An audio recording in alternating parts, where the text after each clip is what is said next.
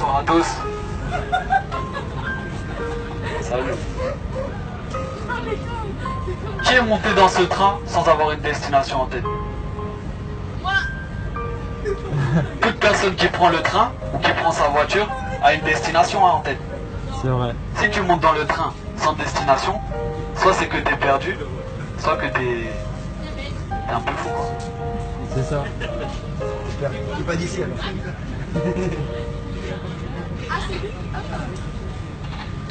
Mais maintenant, est-ce que tu savais que ta vie a une destination aussi? Ouais. Est-ce que dans ta vie, tu sais qu'il y a une destination aussi? Pourquoi tu vis? C'est ma question pour ce soir. Pourquoi tu vis? Parce que Dieu t'a créé. Voilà, parce que Dieu t'a créé. Gloire à Dieu. Mais c'est pas tout. Il y en a qui vivent, ils travaillent, on se lève, on travaille, on dort, on se lève, on travaille, on dort toute ta vie. Pour avoir le téléphone, quand tu as le téléphone, tu veux la voiture.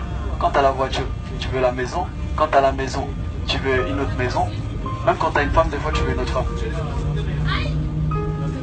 Mais pour aller où?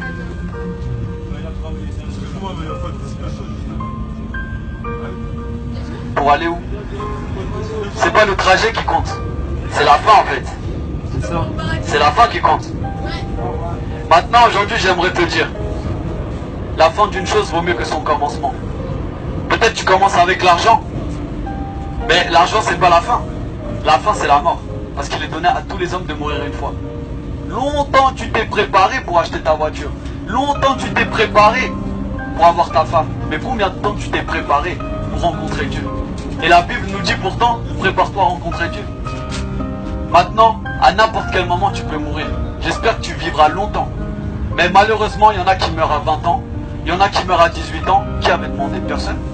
Et eux, ils sont pas meilleurs que nous. Alors aujourd'hui, toi aussi, tu peux mourir jeune. C'est triste, mais c'est la vérité. Et si tu meurs, aujourd'hui tu avais mis ton espérance, peut-être plus tard j'aurai un beau mari. Mais si la mort frappe ce soir, il est où le beau mari? Peut-être tu voulais être célèbre, mais si la mort frappe, elle est où la célébrité? Par contre, Dieu sera bel et bien là. Amen, c'est vrai. Maintenant, analyse ta vie. Qui peut dire ici qu'il est sans défaut? Qui peut dire ici qu'il n'a jamais menti?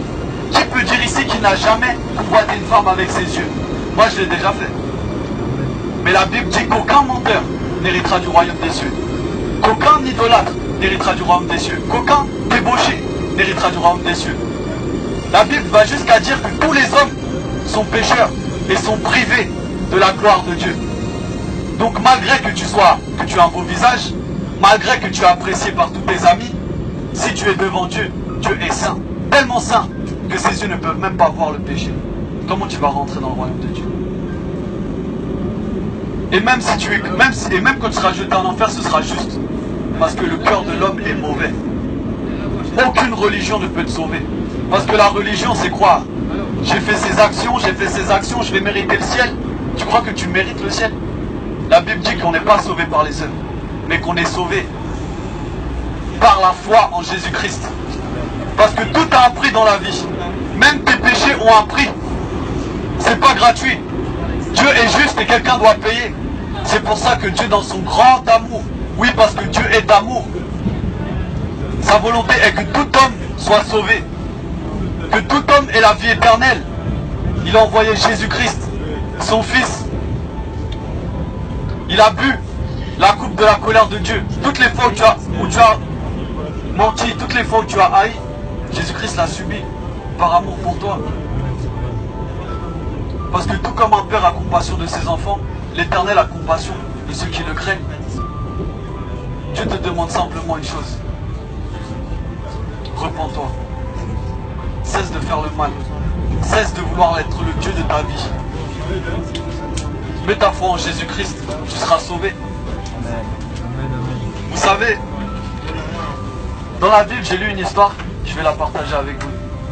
Attendez, on attend les autres.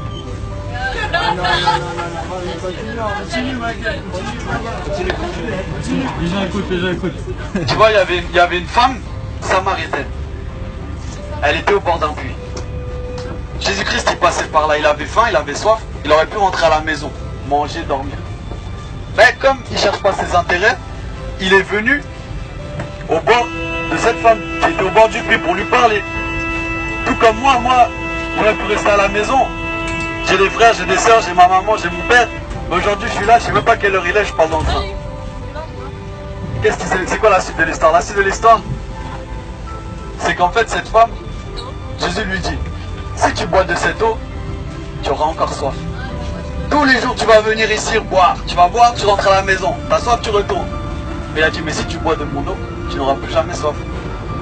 Moi-même, il y a 2 ans, j'étais comme cette femme. Le cœur de l'homme a soif. J'ai cherché la cigarette. J'ai fumé le cannabis. J'ai essayé de combler ce vide par l'amour des hommes. Je disais, être rebelle. Mais mon cœur n'est jamais satisfait. Tout comme si tu as la voiture que tu désires, tu ne seras pas satisfaite. L'homme vit d'espoir. Tu te dis peut-être plus tard, je serai plus heureux qu'aujourd'hui. Mais laisse-moi te dire, quand tu as 80 ans, quel espoir il te reste? Toi qui croyais un jour trouver le bonheur, tu ne l'as toujours pas trouvé, qu'est-ce qu'il te reste?